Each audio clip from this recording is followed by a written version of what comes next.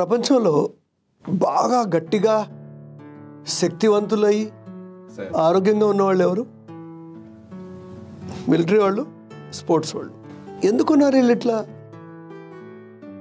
వాళ్ళ ఫోకస్ అంతా gut health మీద ఉంటుంది. తర్వాత మైండ్ హెల్త్ మీద ఉంటుంది. శరీరం ఆటోమేటిక్గా పనిచేస్తుంది. ఫర్ ఎగ్జాంపుల్, ఒక మెడ్రాస్ రెజిమెంట్ ఉంది, మిలిటరీది. వాళ్ళ మిలిటరీ డాక్టరు వాళ్ళకి ఏ ఆహారం ఇస్తాడంటే మెడ్రాస్కి సంబంధించిన ఆహారం ఇస్తాడు. పంజాబ్ రెజిమెంట్కి పంజాబీ ఫుడ్ ఇస్తారు. Carl Lewis, Usain Bolt, Jesse Owens వీళ్ళందరూ అమెరికాలో ఉన్నప్పటికీ వాళ్ళందరూ జమైకాకి చెందిన వాళ్ళు. వాళ్ళు ఏం తింటారు? జమైకన్ ఫుడ్ తింటారు. మనం ముందు కూడా చాలాసార్లు మాట్లాడుకున్నాం స్టేపుల్ ఫుడ్కి. ఇది గొప్ప ఎగ్జాంపుల్ యాక్చువల్లీ. అంటే స్థానికమైన ఆహారమే మీ గట్ హెల్త్ని మెయింటైన్ చేస్తుంది. అయితే గట్ హెల్త్ అనే పదం ఈరోజు ఎందుకు మనం మాట్లాడుకుంటున్నామంటే ఇన్ఫ్లుయెన్షియల్ డైట్స్ ఎక్కువైపోయాయి ప్రపంచం అంతా. Mediterranean diet, high protein diet, తర్వాత జిఎంఆర్ డైట్, తర్వాత డాక్టర్ హాస్ డైట్, తర్వాత మన ఇండియాలో కూడా చాలా డైట్స్ వచ్చేసి. అన్ఫార్చునేట్లీ డైట్ అనేది ఇట్స్ యువర్ ఓన్ డైట్. నీ తిండి నీ కడుపుని చల్లగా ఉంచగలదు. ఆహారంతోనే మనకు శక్తి వస్తుంది. శక్తి ఉంటేనే శరీరం పనిచేస్తుంది, ఇంక్లూడింగ్ బ్రెయిన్ అండ్ బాడీ. అందుకనే gut health plays very important role. Recent టైమ్స్లో గట్ మీద చాలా రీసెర్చ్ జరిగింది. మనం ఎక్కువగా యాంటీబయాటిక్స్ వాడతాం. గట్లో ఉండేటువంటి బ్యాక్టీరియల్ ఫ్లోరా అంతా దెబ్బతినిపోతుంది. యాక్చువల్లీ మనకు కావాల్సిన ఇంపార్టెంట్ విటమిన్స్ అన్ని మనం తయారు చేయం. ఎసెన్షియల్ విటమిన్స్ మనం తయారు కావు. ఎసెన్షియల్ మినరల్స్ మనం తయారు చేయలేము. ఎసెన్షియల్ అమైనో యాసిడ్స్ మనకు రావు. ఇవన్నీ ఆహారం నుంచే రావాలి. అందుకనే gut health is important. Essential fatty acids, essential amino acids, essential vitamins, minerals ఇవన్నీ శరీరం తయారు చేసుకోలేదు. దాని గురించి ఆహారము, తర్వాత కడుపులో ఉండేటువంటి కొన్ని రకాల బ్యాక్టీరియా ఉంటుంది, దాన్ని మనము కాపాడుకోవాలి. మనము చాలా కాలము స్టీరాయిడ్స్ తీసుకుంటూ, యాంటీబయాటిక్స్ తింటూ, రకరకాల మందులు తింటూ కడుపులో ఉండేటువంటి బ్యాక్టీరియాని చంపేసామనుకోండి, గట్ హెల్త్ చెడిపోతుంది.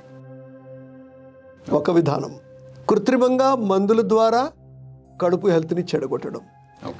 రెండవది, మన స్థానికమైన ఆహారం తినకుండా, సమయానికి తినకుండా, దాంతో ఆల్కహాలు, డ్రగ్స్ అవి ఇవి చెత్త చెదారమంతా వేసి కడుపుని చెడగొట్టడం.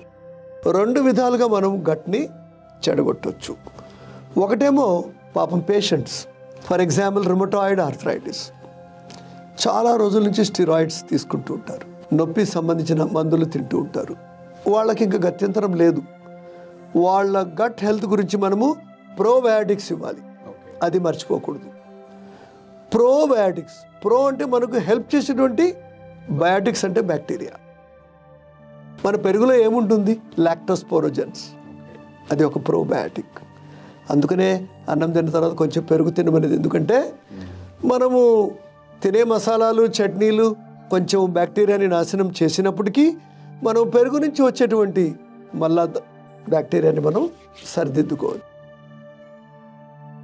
సో ఈ క్రానిక్ మెడికేషన్ మీద ఉన్నవాళ్ళు చాలా కాలం మందులు, they are the high risk group for gut problems. కడుపు ఎప్పుడైతే చెడిపోతుందో మనిషికి ఈజీగా తెలుస్తుంది. మీరు ప్రతిరోజు మోషన్ సరిగ్గా పాస్ చేయలేదు, రెగ్యులర్ మలబద్ధకము ఉంది అంటే మీ గట్టు చెడిపోయిందని అర్థం. దానికి కావాల్సిన లాక్సేటివ్ మందులు కాదు, ఆహారంలో ఉన్న మార్పుల్ని గమనించాలి. ప్రతిరోజు ఒక మనిషి పొద్దున్నే ప్యాంటప్రోజాల్, రాబిప్రోజాల్ ఏదో ఒకటి గ్యాస్ ట్యాబ్లెట్ పొద్దున్నే వేసుకుంటున్నాడు అంటే నీ గట్టు బాగలేదని అర్థం. First is a self diagnosis for gut. Doctor అక్కర్లేదు, ఎండోస్కోపీ ట్యూబ్ అక్కర్లేదు. అంటే కింద నుంచి పైన నుంచి డిస్టర్బెన్స్ ఉంది, తరచుగా గ్యాస్ పోతుంది, మలబద్ధకం, మోషన్ సరిగ్గా పాస్ కావటం లేదు, 2-3 డేస్కి ఒకసారి పాస్ అయినా కూడా గట్టిగా రాళ్ళులాగా మోషన్ అవుతుంది, లేదా మరీ లిక్విడ్ లాగా మోషన్ అవుతుంది. These are the indication your gut health is not good. Primarily drug induced. దీన్ని ఎలా హ్యాండిల్ చేయాలి? ఫస్ట్ మీరందరూ డైరీ రాయి. దీన్ని మనం ఏమంటామంటే డైటరీ అనాలిసిస్ బై సెల్ఫ్. 1 రోజు, 2 రోజులు, 3 రోజులు డైటరీ రీకాల్. నిన్న, మొన్న, అటు మొన్న నేనేమేమి తిన్నానో అన్నీ రాయాలి. ఎప్పుడు?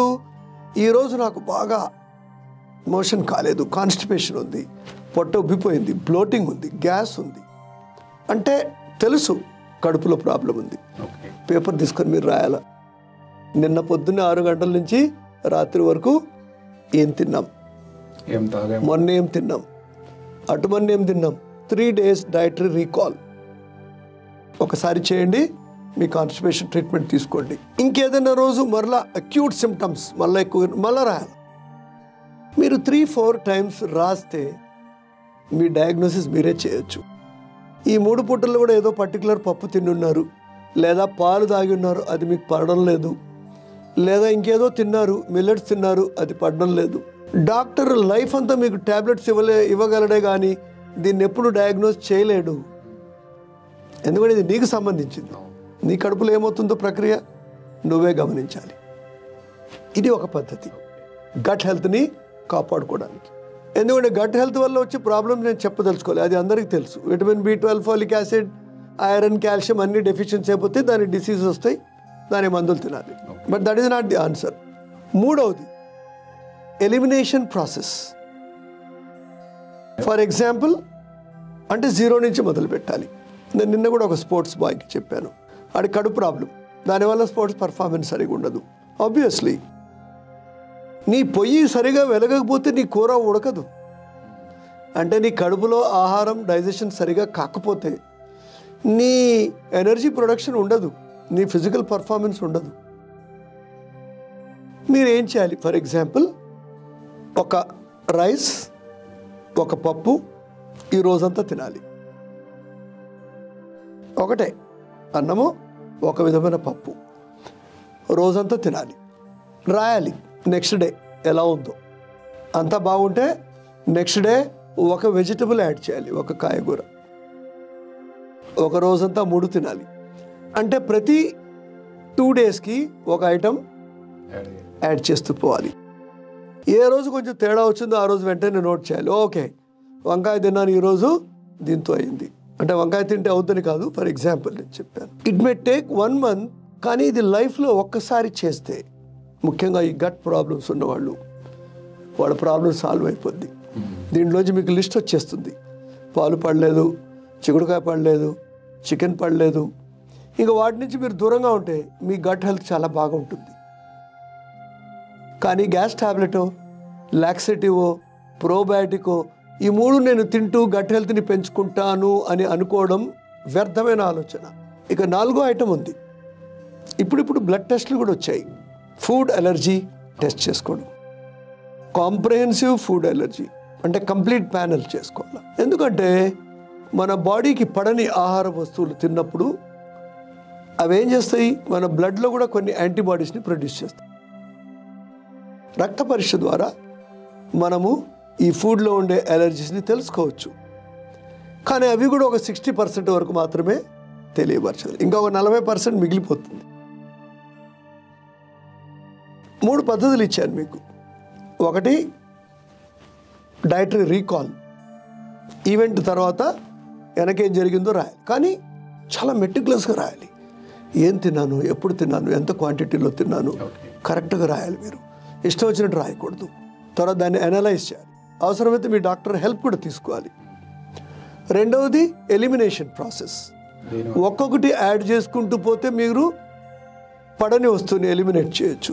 3వది బ్లడ్ టెస్ట్ చేయడం. ఇంక ఈ 3 ఫెయిల్ అయితే ఎండోస్కోప్ వేసి ఏమైనా డిసీజ్ ఉండొచ్చు. H. pylori అనే ఒక బ్యాక్టీరియా ఉంటుంది, దానివల్ల కూడా కడుపులో ఇన్ఫ్లమేషన్ అవుతుంది. అంటే ఈ కడుపుకి సంబంధించిన డాక్టర్ని మీరు చూపించి ట్రీట్మెంట్ తీసుకోవచ్చు.